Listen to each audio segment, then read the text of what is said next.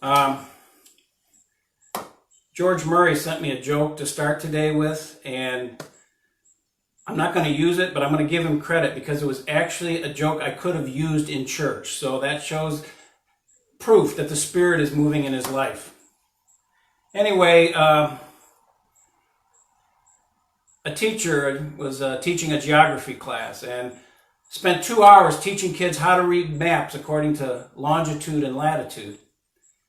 And at the end of this 2 hours, he simply asked the question, suppose I was to meet you for lunch at 45 degrees, 3-minute north latitude, and at 21 degrees, 14 minutes west longitude. The class was completely quiet. Nobody said anything. Until a voice from the back said, I guess you'd be eating lunch by yourself. What kind of student was that?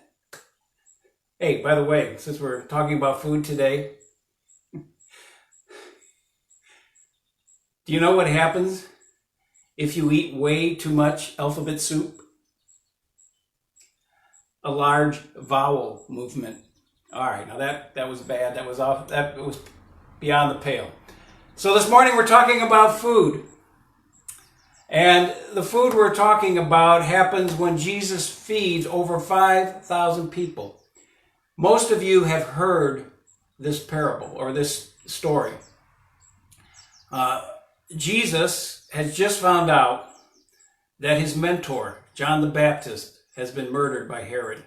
And he's upset. And he just wants to get away from everybody and go into the wilderness and be by himself. But while he's there, the people find him. And not only does he heal them, but he teaches them. And it's starting to get late. And the disciples say, let's send him home so they can get something to eat. There's nothing around here. And Jesus says, no, you give them something to eat. And the disciples say, all we've got are 5 loaves of bread and 2 fish. By the way, what is 5 plus 2? And then this is a lot easier than latitude and longitude. It's 7. What is 7 a symbolic number for? Completion, fulfillment, everything that is needed.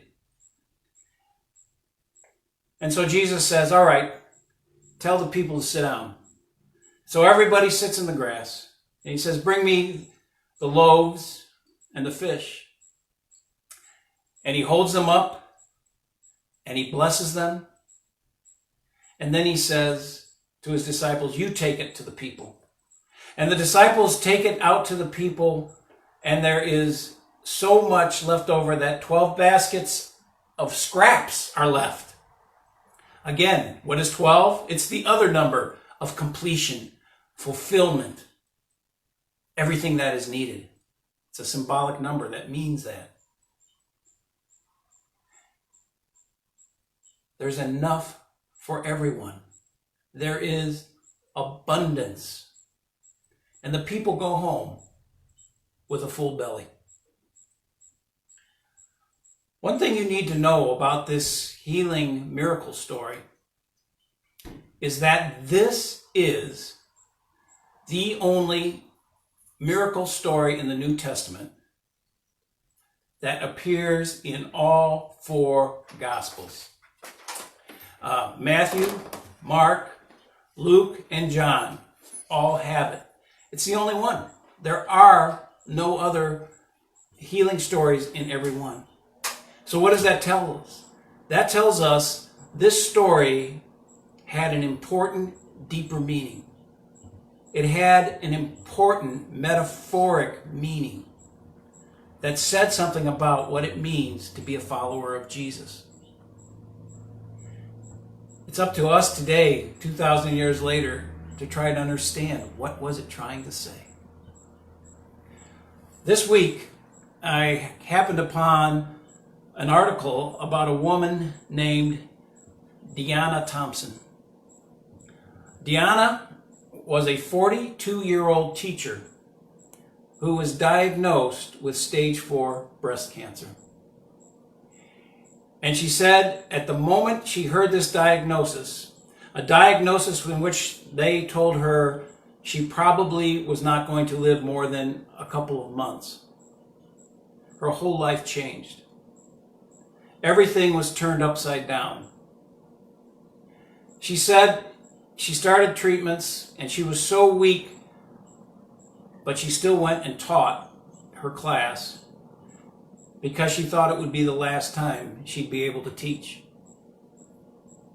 She stopped buying new clothes because she said she would never be able to wear them. She forced herself to go on a vacation with her family, even though she had no energy together. She and her husband bought funeral plots. They made wills.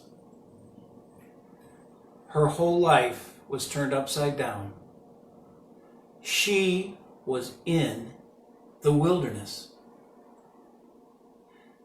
But she was also a woman of faith. She was an active part of her church community. And every week, she would drag herself in to worship. And there she would sit next to other broken people and share the body and the blood of Christ in the sacred meal. And she would still serve in the places she was able to have enough energy to serve in. And somewhere in those first 6 months, she went into remission. That was 6 years ago.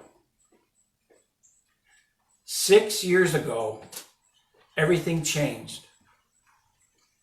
She went into this place where the bread was held up and blessed, surrounded by those who were wounded and broken like herself. And somehow, a miracle of abundance happened. Somehow, a miracle of healing happened.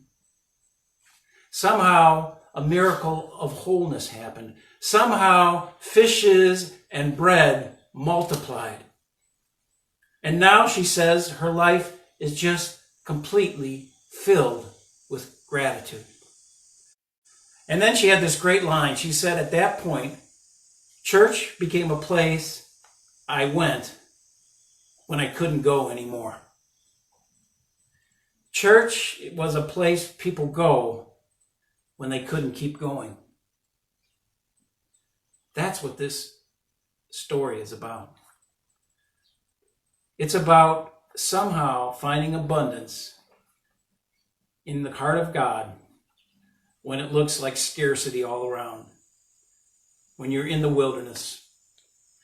I thought about this story then when I thought about my own life. 40 years ago, a little over, I was living in North Carolina in an apartment. I had no direction. I had long walked away from my faith. It wasn't a part of my life at all. I was just looking for joy and meaning in places I was never going to find it. And I found myself very disillusioned, depressed, lost. And then one Sunday, on a bright sunny morning, I decided to go to a church. And I'll never forget walking through the doors of that place. I did not know one person in it. But the sun was shining through the windows, and there seemed to be like a little shimmer or a glow shining off everybody in that building. And immediately my spirits began to be raised. And as I went up that Sunday, after the pastor had raised up the bread and the wine in this sacred meal and blessed it, suddenly felt home. Like somehow I had found my way back home. And I can tell you, I still to this day view that moment as the turning point in my life. Suddenly, I began to have direction. I began to have purpose. I began to have meaning. There were steps backwards, there were falling down still, but something had changed. A miracle of loaves and fishes being multiplied had happened. In fact, it was so abundant that 40 years later, I'm still eating from the same meal. My life has had so much more joy and depth and meaning because of some simple miracle that comes when you eat a sacred meal surrounded by other broken people, other wounded people, all of us knowing we need something to get through this life. Something happens in that shared humility where we just need Christ. And we're renewed and we're restored. That's what this story is about. That's why it's in all four Gospels. It's trying to say in this very mystic way, when you gather around the bread and wine in the sacredness of this meal with other broken people, Christ will be present in your life, and you'll find the direction and the meaning and the hope that you need. May you take a step into that story this morning. Amen.